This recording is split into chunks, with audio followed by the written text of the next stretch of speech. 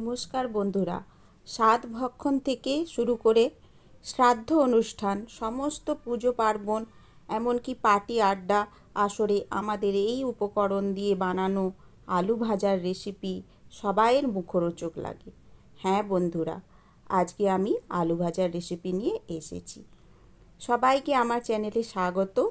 শুরু থেকে শেষ পর্যন্ত সবাই ভালোভাবে রেসিপিটি পুরো দেখবেন। তো আলু ভাজার জন্য আমি প্রথমে আলুগুলো খুব ঝিরিঝিরি করে কেটেছি। এবার ভালোভাবে ধুয়ে নিচ্ছি একটা পাত্রে জল নিয়ে। আলুতে সামান্য কাটার পরেই যদি রেখে দেওয়া হয়, জলে না দেওয়া হয়, তখন কালো কষ হয়ে যায়। তো সেই কষ যাতে উঠে যায়, সুন্দরভাবে ধুয়ে নেওয়ার জন্য আমি ভালোভাবে জলের মধ্যে 3-4 বার করে আলুটা ধুয়ে নিয়েছি। দেখুন বন্ধুরা, ধুয়ে নেবার পর জলও স্বচ্ছ হয়ে গিয়েছে আর আলুগুলো সাদা ধপধপে হয়ে গিয়েছে। এবার আমি ঠান্ডা জলের মধ্যেই বেশ কিছুক্ষণ আলুগুলোকে রেখে দেব। তারপর পাত্র নিয়েছি, গরম করে নিলাম।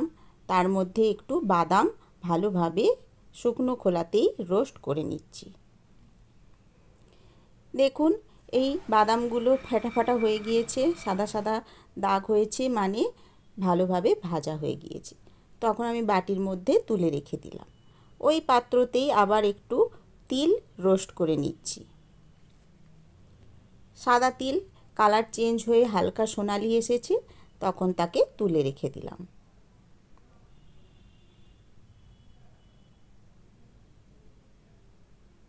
সোনালি আভা ভালোভাবে এসে গিয়েছে, সুন্দর একটা গন্ধ উঠে পড়েছে। এইবারে আমি বাদামের ওপরে তিলগুলোকে তুলে রেখে দিচ্ছি। ওই পাত্রটাতেই আবার গরম করে নিয়েছি একটু। তার মধ্যে আমি কিছু কারি পাতা শুকনো অবস্থাতেই রোস্ট করে নিচ্ছি। আগে ভালোভাবে ধুয়ে শুকনো করে রেখেছিলাম। সব সময় সমস্ত জায়গায় টাটকা কারি পাতা পাওয়া যায় না বন্ধুরা। তো আমি আগে থেকে তুলে ধুয়ে শুকনো করে রেখেছিলাম। সেগুলোকেই এবার আমি ড্রাই রোস্ট করে তুলে আবার ওই তিল আর বাদামের সাথে রেখে দিলাম। এবার একটা কড়া নিয়েছি, তার মধ্যে বেশ খানিকটা সাদা তেল দিয়ে দিয়েছি গরম হওয়ার জন্য। এইবার আলুগুলো জল ঝরিয়ে ভীষণ গরম তেলের মধ্যে দিয়ে দেব, কিন্তু একটু আঁচ কমালে চলবে না। বারবার নেড়ে নেড়ে আমাকে আলুটা ভাজা করে নিতে হবে, একসাথে সেদ্ধও করে নিতে হবে। দেখুন, সামান্য লালচে আভা এসেছে, কেমন সুন্দর। আবার আমি নেড়ে উল্টে পাল্টে পুরোটাই এইভাবে হালকা সোনালি আভা করে ভেজে নেব। ভাজাও হয়ে যাবে আর সেদ্ধও হয়ে যাবে, অথচ লালচে আভা খুব সুন্দর ফুটে উঠবে।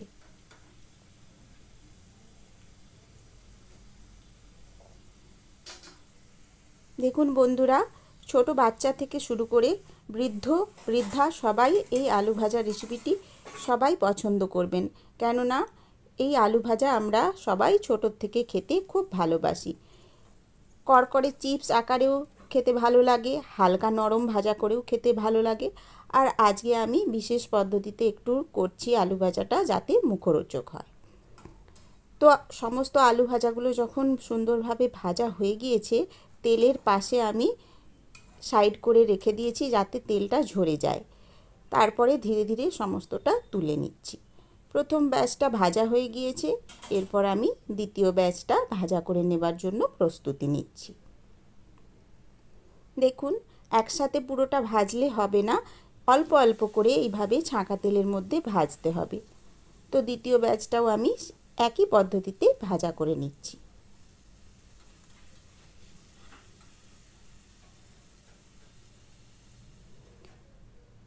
খুব সুন্দরভাবে লালচে আভা এসে গিয়েছে এখনও।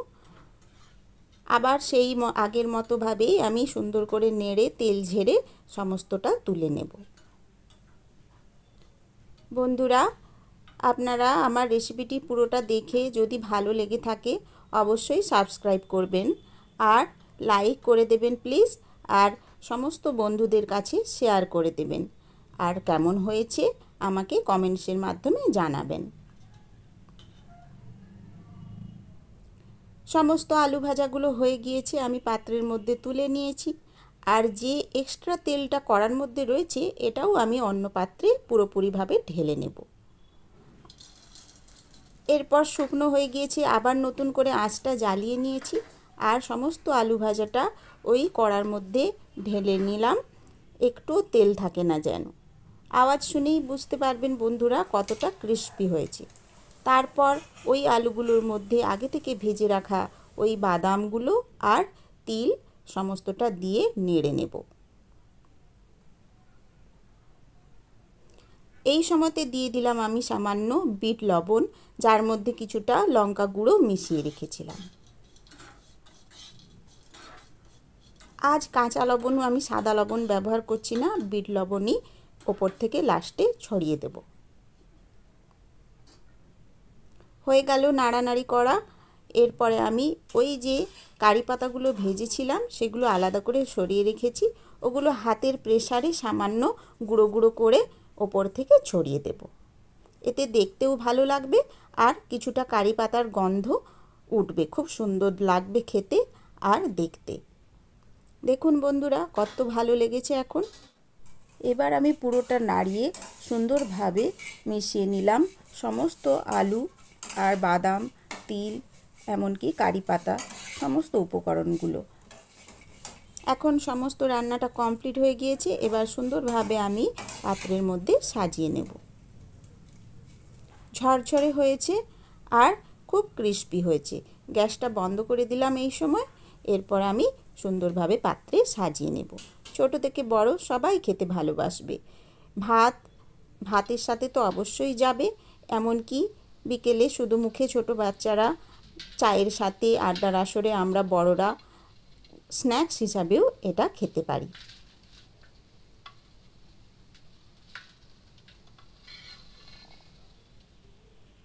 দেখুন তো বন্ধুরা, এইভাবে আলু ভাজা করে আপনাদের কেমন লাগে খেয়ে অবশ্যই আমাকে জানাবেন।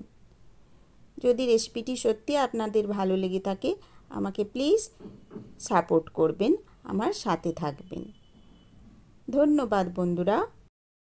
সাতভক্ষণ থেকে শ্রাদ্ধের অনুষ্ঠান, শিশু যুবা বৃদ্ধরাও আলু ভাজা খেতে চান। পুজোর ভোগের পাতে বিকেলে চায়ের সাথে খিচুড়ি পোলাও ভাতে খেতে চাই দিনে রাতে। নাই কারো কোনো বারণ, একটাই তার কারণ, ঝুরঝুরে আলু ভাজা খেতে লাগে ভারী মজা, ভারী মজা, ভারী মজা, ভারী মজা, ভারী মজা, ভারী মজা। সত্যি বন্ধুরা, ঝুরি আলু ভাজাতে আমাদের সবাইরই একটা আলাদা রকম দুর্বলতা থাকে। তো বন্ধুরা, এভাবেই আমার সাথে প্রত্যেক দিন শুরুর থেকে শেষ পর্যন্ত থাকুন। হাসি মজ্জার ছলে আমাদের রান্নাবাড়ার অনুষ্ঠান সম্পন্ন হবে আর মজাদার ছড়াও থাকবে। কেমন লাগলো জানাতে ভুলবেন না কিন্তু।